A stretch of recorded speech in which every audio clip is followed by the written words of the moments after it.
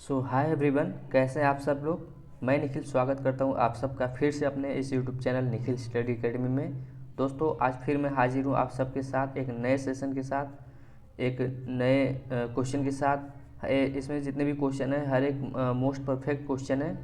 आइए आज का फिर से अपना क्वेश्चन देखते हैं। आज का जो हमारा पहला क्वेश्चन है गाइस, ये है दूरबीन का आविष्कार किसने किया था। दूरबीन का आविष्कार किसने किया था? तो ऑप्शन नंबर ए है गैलीलियो ने किया था, ऑप्शन नंबर बी है गुटेनबर्ग ने किया था, ऑप्शन नंबर सी है एडिसन ने किया था, ऑप्शन नंबर जो डी है हमारा ग्राहम बेल ने किया था। तो दूरबीन का आविष्कार किसने किया था? ऑप्शन नंबर ए है गैलीलियो ने किया था। ठीक है, नेक्स्ट हमारा क्वेश्चन नेक्स्ट है आँख की रेटिना की परंपरागत कैमरा के निम्नलिखित में से किस भाग से तुलना की जा सकती है। जो आँख का रेटिना होता है और जो कैमरे का भाग होता है वो दोनों को मतलब किस चीज़ से उसकी तुलना की जाती है। तो ऑप्शन नंबर ए है फिल्म से की जाती है, ऑप्शन नंबर बी है लेंस से की जाती है, ऑप्शन नंबर सी है शटर से, ऑप्शन नंबर जो डी है आवरण से। तो इसका आंसर हो जाएगा ऑप्शन नंबर ए, फिल्म से होती है। ठीक है, आँख का जो भाग होता है रेटिना और जो कैमरे का भाग होता है कैमरे के भाग से होती है। ठीक है, मतलब आँख का भाग और रेटिना और कैमरे का जो भाग होता है कैमरा फिल्म बनता है कैमरे पे, उन दोनों को सेम बोला जाता है। ठीक है, नेक्स्ट हमारा क्वेश्चन आज का किसी आसेचित चालक का संपूर्ण आवेश उसके किस पे निर्भर करता है। तो ऑप्शन नंबर जो ए है आंतरिक पृष्ठ पर निर्भर करता है, ऑप्शन नंबर बी है बाहरी पृष्ठ पर निर्भर करता है, ऑप्शन नंबर सी है कुछ आंतरिक पृष्ठ व कुछ बाहरी पृष्ठ पर निर्भर करता है, ऑप्शन नंबर डी है सभी सत्य है। तो इसका आंसर हो जाएगा ऑप्शन नंबर बी हो जाएगा, बाहरी पृष्ठ पर निर्भर करता है। ठीक है, नेक्स्ट क्वेश्चन हमारा वस्तुओं का आवेशन किसके स्थानांतरण के फलस्वरूप होता है। वस्तुओं का आवेशन किसके स्थानांतरण के फलस्वरूप होता है। ऑप्शन नंबर ए है इलेक्ट्रॉन के, ऑप्शन नंबर बी है पॉजिट्रॉन के, ऑप्शन नंबर सी है हमारा प्रोटॉन, ऑप्शन नंबर जो डी है वो है न्यूट्रॉन। तो किसके हो जाएगा बताइए। ऑप्शन नंबर 93 हो जाएगा इसका answer, option number A, option number A हो जाएगा इलेक्ट्रॉन के। ठीक है, वस्तुओं का आवेशन इलेक्ट्रॉन के स्थानांतरण के फलस्वरूप होता है।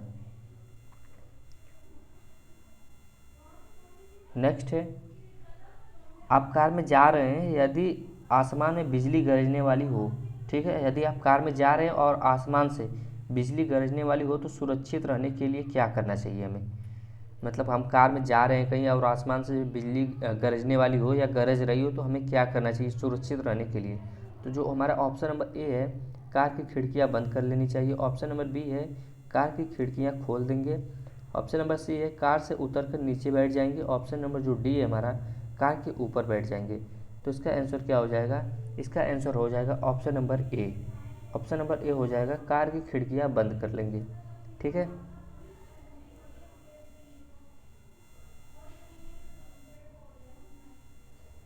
नेक्स्ट है हमारा दो स्थिर आवेशों के बीच लगने वाला बल उनकी मात्राओं के गुणनफल के अनुक्रमानुपाती तथा उनकी बीच की दूरी के वर्ग के व्युत्क्रमानुपाती होती है।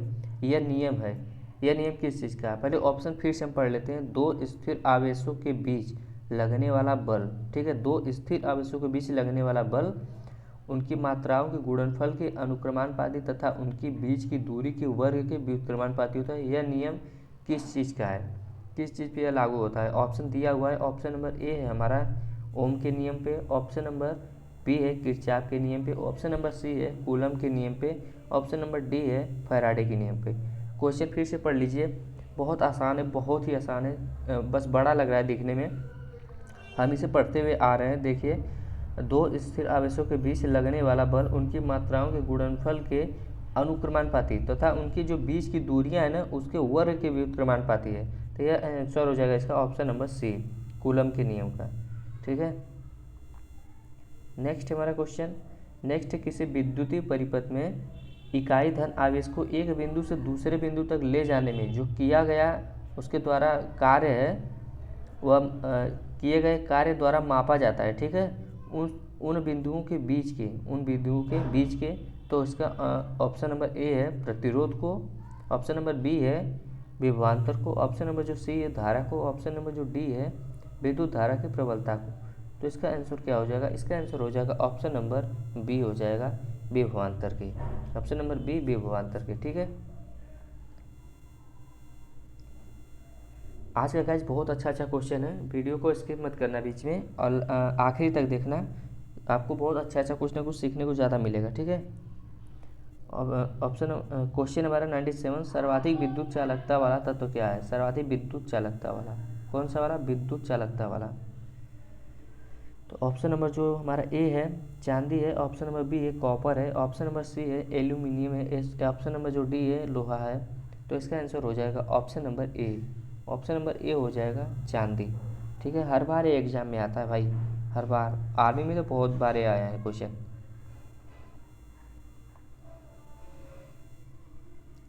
क्वेश्चन 98 है, अति चालकता का लक्षण है। अति चालकता का क्या लक्षण है? ऑप्शन नंबर ए है उच्च पारगम्यता, ऑप्शन नंबर बी है निम्न पारगम्यता, ऑप्शन नंबर जो सी है शून्य पारगम्यता, ऑप्शन नंबर जो डी है अनंत पारगम्यता। तो इसका आंसर हो जाएगा option number A. Option number A हो जाएगा उच्च पारगम्यता। ठीक है, अति चालकता का लक्षण यही होता है, ऑप्शन नंबर ए उच्च पारगम्यता। नेक्स्ट हमारा क्वेश्चन 99, अधातुएं विद्युत की कुचालक होती हैं, क्यों होती है? अधातुएं जो होती हैं वो विद्युत की क्या होती है? कुचालक होती है, क्योंकि उनमें मुक्त इलेक्ट्रॉन नहीं होते हैं। ऑप्शन नंबर बी है उनके परमाणु हल्के होते हैं, ऑप्शन नंबर सी है उनका गलनांक ऊंचा होता है, ऑप्शन नंबर डी है उपयुक्त सभी। तो इसका आंसर क्या हो जाएगा? ऑप्शन नंबर ए हो जाएगा भाई इसका, उनमें मुक्त इलेक्ट्रॉन नहीं होते हैं। जो अधातुएं होते हैं विद्युत की कुचालक होती हैं, क्योंकि उनमें जो मुक्त इलेक्ट्रॉन होते हैं वो होते ही नहीं हैं। जहाँ देखो जहाँ इलेक्ट्रॉन होगा वही धातु का कुचालक होगा। ठीक है, वही वही होगा। ठीक है, इलेक्ट्रॉन के बिना चालन करना ही बंद हो जाएगा। ठीक है, नेक्स्ट वाला, तांबा मुख्य रूप से विद्युत चालन के लिए प्रयोग होता है। तांबा मुख्य रूप से विद्युत चालन के लिए प्रयोग होता है।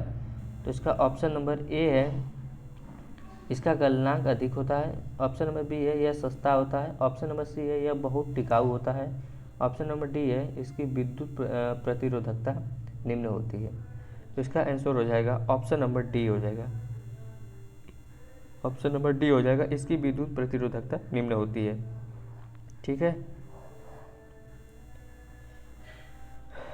नेक्स्ट देखिए, ध्वनि की चाल पर दाब का प्रभाव।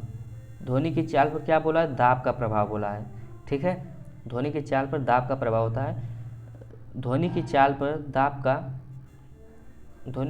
दाब का कोई प्रभाव नहीं पड़ता। ये देखिए यहाँ से, ध्वनि की चाल पर दाब का कोई प्रभाव नहीं पड़ता है। यही बस इतना ही क्वेश्चन में आएगा, बस इतना ही आपको याद रखना है, ध्वनि दाब यानी ध्वनि की चाल पर दाब का प्रभाव। ठीक है, अगर दाब से याद रखेंगे तो दाब का ध्वनि की चाल पर कोई प्रभाव नहीं पड़ता है, अर्थात दाब घटाने या बढ़ाने पर ध्वनि की चाल बदलती नहीं है। ठीक है, दाब घटाने या बढ़ाने पर जो ध्वनि की चाल होती है वो क्या नहीं होती है? बदलती नहीं है। ठीक है, आगे देखिए, आगे ध्वनि की चाल पर ताप का प्रभाव। ध्वनि की चाल पर ताप का प्रभाव, बस इतना याद रखना है, ध्वनि ताप। ठीक है, ध्वनि की चाल पर ताप का प्रभाव, तो माध्यम का ताप बढ़ाने पर उसमें ध्वनि की चाल बढ़ जाती है।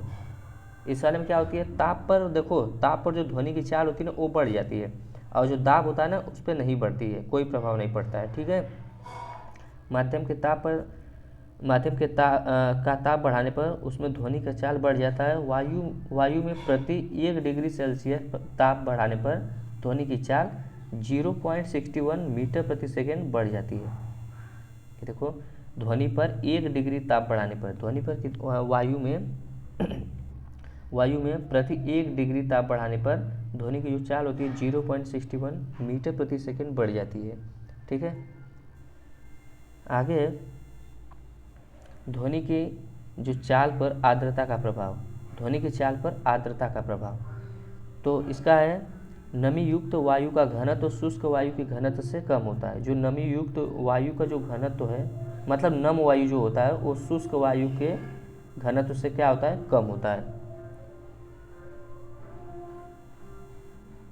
नमी युक्त वायु का घनत्व शुष्क वायु के घनत्व से कम होता है। ठीक है, अतः शुष्क वायु की अपेक्षा नम वायु नम युक्त वायु में ध्वनि की चाल अधिक होती है। मतलब सीधे सीधे इतना जान लो, जो नम वायु होती है उसमें क्या होता है, जो ध्वनि का चाल होता है ना वो अधिक होता है।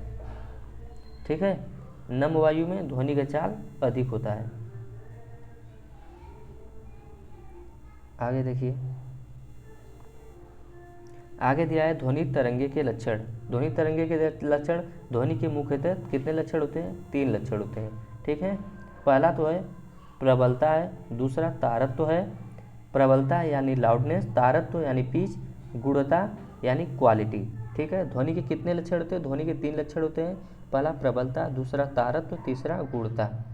क्या क्या है इनका, प्रबलता का, पहला प्रबलता है, यानी प्रबलता ध्वनि का अभिलक्षण है। प्रबलता क्या है, ध्वनि का अभिलक्षण है, जिसके कारण कोई ध्वनि तेज या धीमी सुनाई देती है। क्या सुनाई देती है, जिसके कारण कोई ध्वनि हमें तेज या धीमी सुनाई देती है। ठीक है, ध्वनि की प्रबलता स्तर व्यक्त करने का मात्रक फोन है। क्या है, फोन है, फोन है। ठीक है, ध्वनि की प्रबलता स्तर व्यक्त करने का जो मात्रक है वो फोन है। अब आगे तारत्व है। तारत्व, तारत्व ध्वनि का वह लक्षण है जिससे ध्वनि की मोटी या पतली, मतलब मोटी या पतली हम बोल सकते हैं ना, ये ध्वनि मोटी है या पतली है। ठीक है, मोटी या पतली का अंदाज़ा लगा सकते हैं, जिसे हम तारत्व कहते हैं। तारत्व की वजह से ही हम लगा सकते हैं। ठीक है, अर्थात तारत्व आवृत्ति पर निर्भर करती है मेरे भाई। तारत्व किस पे निर्भर करती है, आवृत्ति पर निर्भर करती है। ध्वनि की आवृत्ति अधिक हो जाने पर तारत्व क्या होगा, अधिक होगा। ध्वनि की आवृत्ति अधिक हो जाने पर तारत्व अधिक होगा, एवं ध्वनि पतली होती है। ठीक है, ध्वनि की आवृत्ति जो है अधिक हो जाने पर जो उसका तारत्व होता है वो अधिक हो जाता है, और जो ध्वनि होगी ना वो पतली होगी। ठीक है, आवृत्ति के अधिक होने पर ध्वनि पतली होगी और तारत्व भी अधिक होगा। ठीक है, वही आवृत्ति अगर कम हो जाएगी, आवृत्ति क्या हो जाएगी, अगर कम हो जाएगी तो तारत्व भी कम हो जाएगा, और जो ध्वनि होगा ना, ध्वनि मोटा हो जाएगा भाई मेरे भाई। ध्वनि क्या होगा, ध्वनि तब में मोटा हो जाएगा। ठीक है, आवृत्ति कम होने पर तारत्व भी कम हो जाएगा, लेकिन ध्वनि क्या हो जाएगा, मोटा हो जाएगा। ठीक है, आगे देखिए गुणता। गुणता के बारे में क्या है, गुणता ध्वनि का वह लक्षण है जिसके कारण हमें समान प्रबलता एवं समान तारत्व की ध्वनियों में अंतर प्रतीत होता है।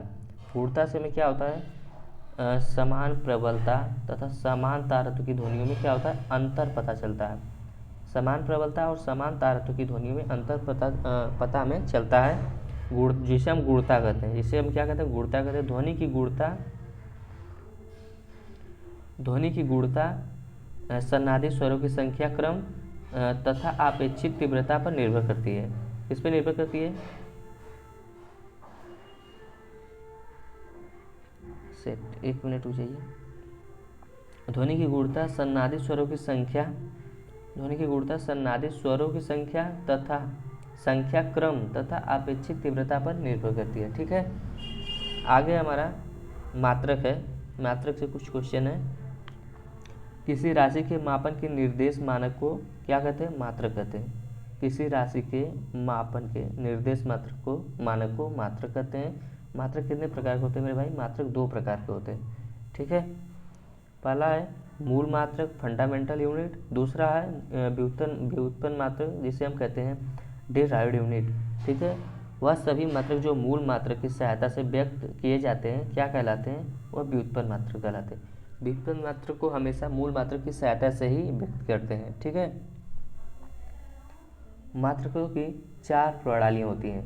मात्रकों की कितनी प्रणालियाँ होती हैं भाई, 4 प्रणालियाँ होती हैं। पहला है सेंटीमीटर ग्राम सेकंड, जिसे हम CGS पद्धति बोलते हैं। इसे फ्रेंच या मीट्रिक पद्धति भी कहते हैं। ठीक है, दूसरा है मीटर किलोग्राम सेकंड, जिसे हम कहते हैं MKS पद्धति। यह CGS पद्धति का एक सबसे बड़ा रूप है। एक क्या है, बड़ा रूप होता है। ठीक है, दूसरा है foot pound second, foot pound second, जिसे हम बोलते हैं FPS। इसे ब्रिटिश पद्धति भी कहते हैं। FPS को क्या बोलते हैं, ब्रिटिश पद्धति बोलते हैं। और जो हमारा आखिरी है वो है अंतर्राष्ट्रीय मानक। अंतर्राष्ट्रीय मानक जिसे हम SI मात्रक बोलते हैं, SI मात्रक बोलते हैं। ठीक है, इस पद्धति में 7 मूल मात्रक होते हैं। मूल मात्रकों की संख्या मेरे भाई 7 होती है। 7 मूल मात्रक होते हैं। ठीक है, मूल मात्रक 7 होते हैं जिसे हम फंडामेंटल यूनिट कहते हैं, और 2 क्या होते हैं, संपूरक मात्रक होते हैं, 2 संपूरक मात्रक होते हैं। भारत में मीट्रिक प्रणाली 1 अप्रैल 1957 से लागू हुआ था। भारत में जो मीट्रिक प्रणाली है 1 अप्रैल 1957 से लागू हुआ था। गाइज आज के क्लास में इतना ही है, अब इसके आगे मैं कंटिन्यू करूँगा दूसरी क्लास में, ठीक है। तब तक के लिए बहुत बहुत धन्यवाद आप सबका, यहाँ तक लास्ट तक बने रहने के लिए। तो अगर गाइज आप चैनल पे नए हैं तो प्लीज़ सब्सक्राइब करना और लाइक शेयर करना चैनल को।